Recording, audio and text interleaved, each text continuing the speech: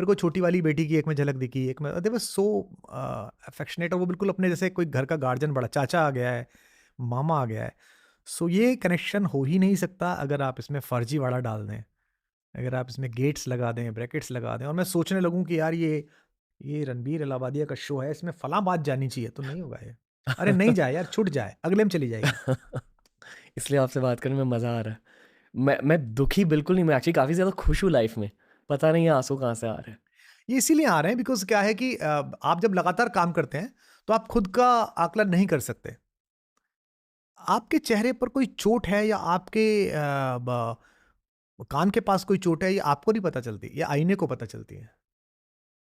तो जब कभी आप किसी आईने के सामने होते हैं, तो आपको पता चलता है कि आपके भीतर गहरे कहीं दुख भी है, आपके भीतर गहरे कहीं सुख का आंसू भी है। अ, आपको पता है ह्यूमर जो वर्ड है वो लैटिन वर्ड है, और वो कहाँ से बना है? लैटिन में एक वर्ड है ह्यूमरॉन। ह्यूमरॉन उस आंसू को कहते हैं जो हंसते हंसते आता है।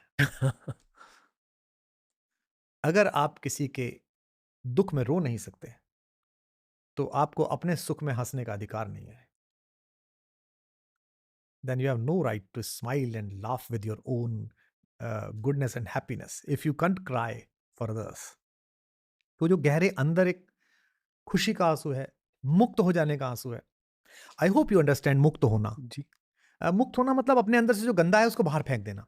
जैसे हमने जो खाना खाया कवि कुटीर पे, इसका प्रोसेस होगा, इसमें से एंजाइम्स बन जाएंगे, इसमें से ब्लड सेल्स बन जाएंगी, इसमें बाकी चीजें बन जाएंगी। इसका जो वेस्टेज होगा वो सुबह निकल जाएगा। जब उस वेस्ट को निकालते समय, एग्जिट करते समय हमको इतना रिलीफ लगता है कि oh my God, now I am fresh. तो सोचो कि अपने ही खाए हुए सामान से एक छोटा सा वेस्ट बना, उसे निकालते हुए, तो दुनिया का दिया हुआ वेस्ट अगर आप अपनी आत्मा से निकालें, अपने मन से निकालें, तो कितनी फ्रीनेस आती है। लोग इसे सोचते ही नहीं है, समझते ही नहीं है। और जो भी धार्मिक चीज़ों के बारे में आप बात करते हो, आई एम श्योर कि आपकी लाइफ़ में एक पॉइंट था जहाँ आपने उन्हें खुद के लिए पहले अपनाया। वहीं आपकी ट्रांसफ़ॉर्मेशन हुई?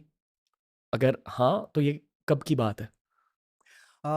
बेसिकली तो ये वो 2006-2007 का वक्त है जब मैं एक्सेल कर चुका था एज ए पोइट। हिंदी कवि सम्मेलन में मेरा बड़ा संघर्ष था कि मुझे नंबर वन कवि बनना है। I have to be the number one poet. अब नंबर वन पोइट के क्राइटेरिया क्या होते हैं? होता है कि उसका पेमेंट सबसे ज़्यादा होना चाहिए, होता है कि उसके पास सबसे ज़्यादा शो होने चाहिए, ये होता है कि उसके पास सबसे ज़्यादा ऑडियंस होनी चाहिए, उसकी परफॉर्मेंस बाकी सबसे ऊपर होनी चाहिए। जी। कोई 25 मिनट में बैठ जा रहा है, कोई 35 मिनट में बैठ रहा है, वो 1 घंटा 1.5 घंटा तालियां ही तालियां बज रहा है। उसकी रिकॉल वैल्यू बहुत होनी चाहिए। अगर वो अहमदाबाद शो करने गया है, तो अहमदाबाद में साल भर में उसके पास 40 शो आने चाहिए। So I was working hard for it from 2000, और उससे भी पहले शुरू तो कैरियर काफ़ी जल्दी शुरू कर दिया था मैंने। पर बचपन में आप आध्यात्मिक नहीं थे? नहीं, बचपन में मैं अपनी माँ की वजह से आध्यात्मिक था। आध्यात्मिक क्या होता है कि मुझे क्या सिखाया गया था? झूठ मत बोलो, ओके। किसी का चुराओ मत, ये गलत हो गया है, ये कीड़ा आ गया, इसको इसको हड़का के बाहर निकाल दो, मारना नहीं है इसको। यही आध्यात्मिकता है ना। बचपन में हमारे घरों में यही आध्यात्मिकता है।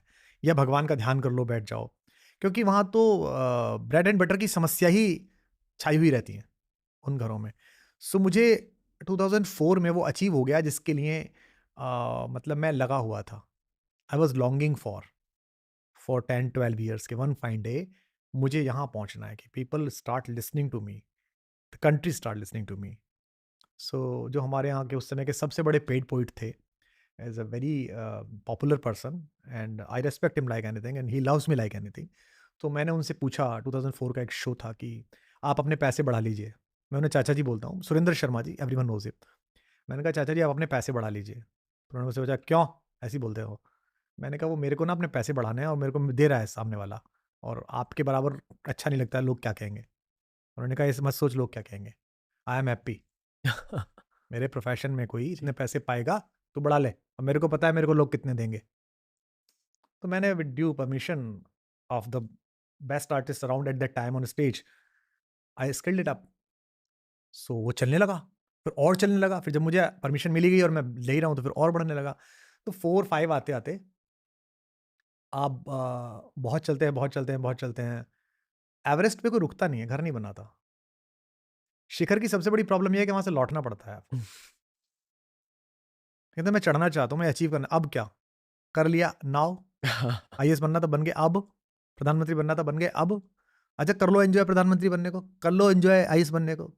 कर लो नंबर 1 पॉडकास्टर, नंबर 1 पोएट बनने को, कितने दिन करोगे? बोर हो जाओगे। अब यहाँ से लौटने के 2-3 तरीके हैं कि एक तो आप उस लौटने को अपना डिमोशन मानते चलो। अरे सर, हमारा एक ज़माना था, कोई नहीं थे हीरो-वीरो, मैं ही चलता था, ऐसे।